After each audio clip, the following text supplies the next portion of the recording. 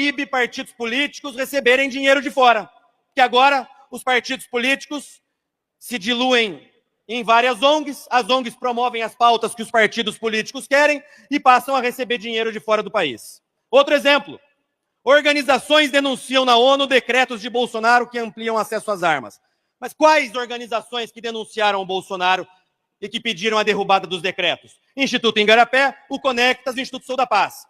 Todos na folha de pagamento do senhor Jorge Soros. Todos recebendo dinheiro da Fundação Open Society, que, como vocês viram, o seu fundador, Jorge Soros, disse desde o início que iria trabalhar para o Lula e faria de tudo para derrubar o presidente Bolsonaro.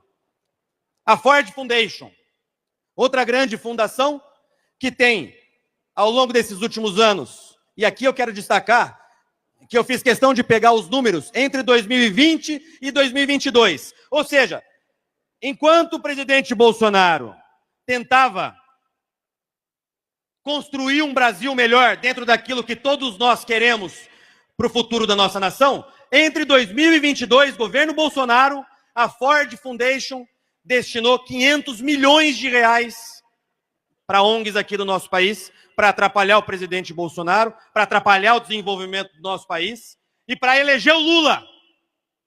Vamos ver alguns exemplos. Ford Foundation, Caritas Brasileira, 2,4 milhões. São os principais repasses de dinheiro que a Fundação Ford fez a ONGs nacionais aqui do nosso país. Vamos lá, tem algumas repetidas aqui, vocês vejam só. O Instituto Marielle Franco recebe da Ford Foundation, mas recebe também do Jorge Soros através da Open Society. Você tem aqui o Conectas, também repetido, Justiça Global, Instituto Sou da Paz, Anistia Internacional, Instituto Socioambiental. Então, todos essas organizações não governamentais receberam, de 2020 a 2022, mais de 500 milhões de reais. Meio bi. Para quê?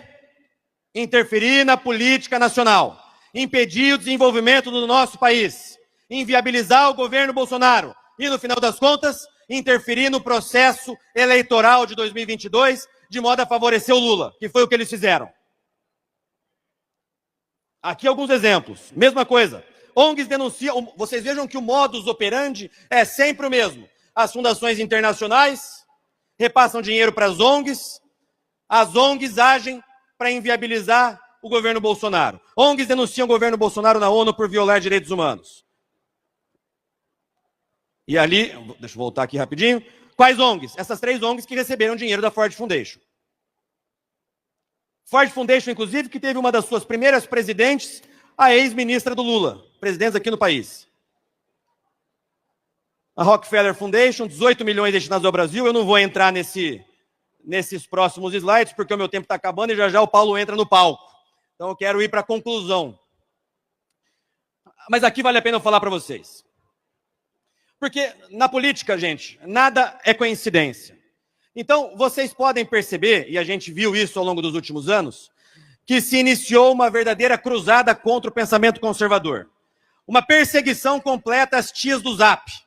Como se as tias do Zap representassem um perigo para a democracia brasileira. Enquanto eles perseguiam as tias do Zap, as fundações internacionais estavam produzindo documentos para criminalizar a opinião de todos nós, a opinião do povo conservador. E esses documentos, esses relatórios, que supostamente são científicos, mas de científicos não tem nada, esses relatórios foram utilizados pela imprensa, foram utilizados dentro de inquéritos para censurar a opinião conservadora no nosso país. Patrocinados por quem? Pelas fundações internacionais.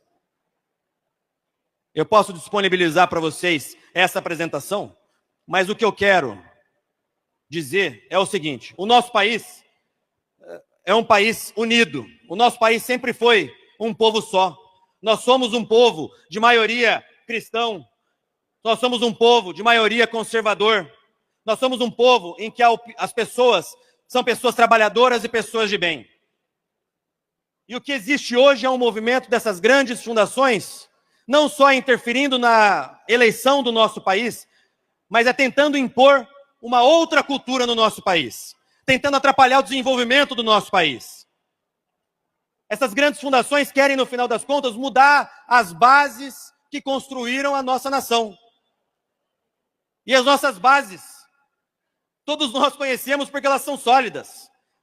É Deus, é pátria, é família e a liberdade. Essas são as nossas bases.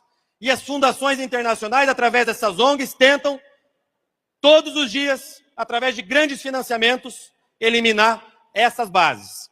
E o que nós podemos fazer em relação a isso? Eu protocolei um projeto de lei que é para acabar com o financiamento dessas grandes fundações, dessas ONGs que estão com o país. O projeto de lei é o projeto de lei 1659 de 2024. Nós temos que efetivamente proibir o financiamento dessas grandes fundações internacionais, nessas supostas ONGs que fazem política dentro do nosso país, burlando a nossa legislação, tentando impor para a população pautas esquerdistas e interferindo no processo eleitoral. Eu quero que vocês anotem o número desse projeto de lei. Vou tomar uma água. Vocês viram essa semana? É água, diferente da garrafa do Lula.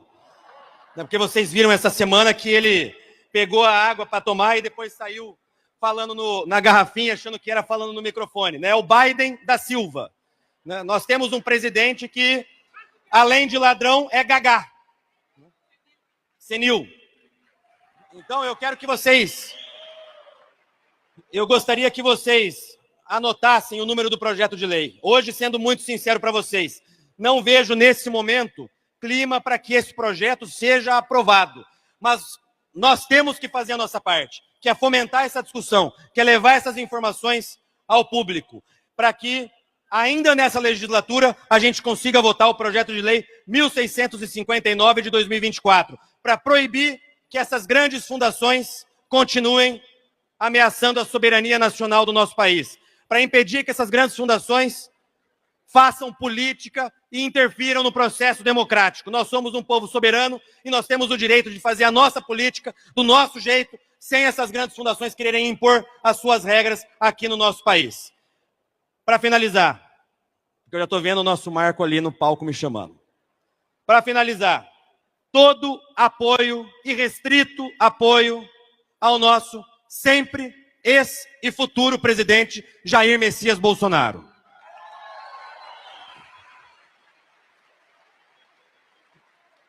O Lula, quando foi indiciado na Lava Jato, numa das entrevistas que ele deu, ele disse que ele saiu da presidência com 8 containers de presentes.